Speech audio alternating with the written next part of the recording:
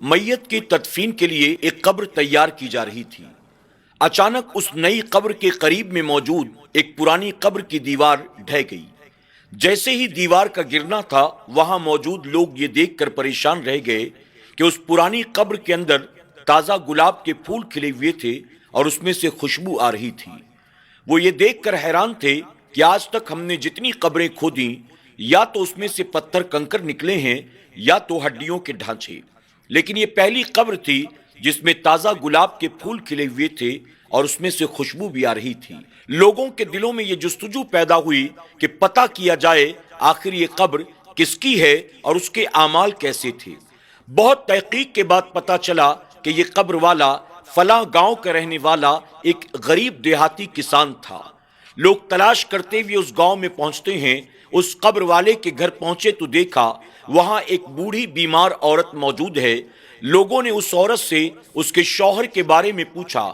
وہ جواب دیتی ہے، میرا شوہر کوئی بہت پڑھا لکھا نیک انسان نہیں تھا، بلکہ میرا شوہر صبح اپنے کاندھے پر ہل رکھ کر کھیت کی طرف چلا جاتا، دن بھر کھیت میں مزدوری کرتا اور جو 2 پیسے کماتا تھا اسی سے ہم گزارا کرتے اور اللہ کا شکر ادا کرتے تھے۔ لوگوں نے کہا کہ جب ہم نے اس کی قبر کو دیکھا تو یہ پایا کہ اس میں تازہ گلاب کے پھول کھلے ہوئے تھے اور ان سے خوشبو آ رہی تھی۔ غور کر کے بتاؤ کہ آخر تمہارے شوہر کی وہ کون سی نیکی تھی جس کی وجہ سے اللہ نے اسے یہ مقام عطا کیا؟ بیوی نے بہت غور کرنے کے بعد کہا، میں نے یہ دیکھا تھا میرے شوہر کی ایک عادت تھی، وہ روزانہ نماز فجر کے لیے مسجد میں جاتا، نماز پڑھنے کے بعد وہ لوگوں کو قرآن کی تلاوت کرتا ہوا دیکھتا، گھر واپس آتا اور آنے کے بعد وہ بھی قرآن شریف کو اٹھا کر بیٹھ جاتا تھا۔